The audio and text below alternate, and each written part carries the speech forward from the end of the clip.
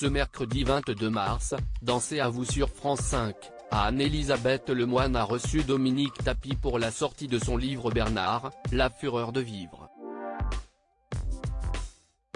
Lors de son passage, elle est revenue sur les derniers instants de son mari avant son décès, survenu le 3 octobre 2021. Depuis quelques jours, Dominique Tapie fait la une des médias à la suite de la sortie de son livre Bernard, la fureur de vivre, dans lequel elle raconte sa rencontre avec Bernard Tapie. Elle parle aussi de leur histoire d'amour, elle qui a été son épouse pendant 52 ans, et des dettes colossales auxquelles elle a dû faire face après sa mort, survenue le 3 octobre 2021. Il avait 78 ans et luttait depuis plusieurs années contre un double cancer. Dans son livre, Dominique Tapie reconnaît l'avoir maudit et détesté après sa disparition, comme le lui a rappelé Anne-Elisabeth Lemoine au début de l'entretien.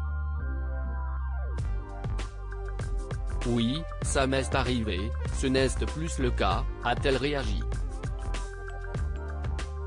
Et de préciser, quand je me suis retrouvé dans une situation plus que difficile, précaire, qu'il fallait que je quitte mon domicile conjugal après 35 ans et que je n'avais plus de ressources du tout, je n'ai pas compris.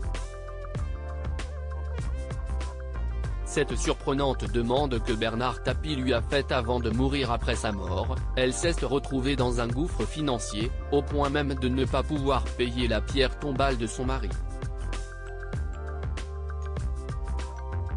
A-t-elle pensé au pire? Oui, ça m'est arrivé, parce que je ne voyais pas comment m'en sortir, c'était un rouleau décompresseur et je ne savais pas comment faire, a-t-elle répondu.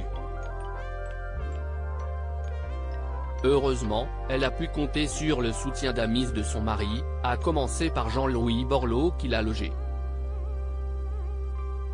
Dans son livre, Dominique Tapie fait aussi savoir que Bernard Tapie lui a demandé de partir avec lui. Que lui a-t-elle dit?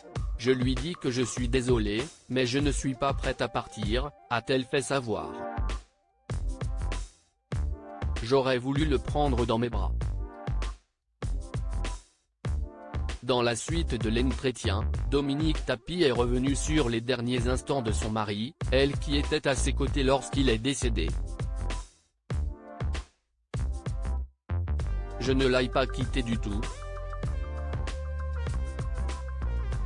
On n'a pas eu une infirmière ou une aide qui ait pu rester à part la dernière nuit parce que le professeur avait sans doute anticipé que, voilà. J'étais dans le déni le plus total. Je lui dis, tu sais, ce n'est pas la peine de me mettre cette infirmière parce que la nuit, depuis 2-3 jours, il ne me réveille plus. J'étais épuisé, a-t-elle raconté. Et de poursuivre, j'étais là oui. Malheureusement, je n'étais pas là, enfin j'étais là, mais j'étais endormi, tellement fatigué, je n'ai pas eu son dernier souffle, j'aurais voulu le prendre dans mes bras, mais il est parti comme ça. À lire aussi J'ai caché son revolver, Dominique Tapie revient sur la sortie de prison de son mari, et confie la crainte d'un suicide qui l'a hanté.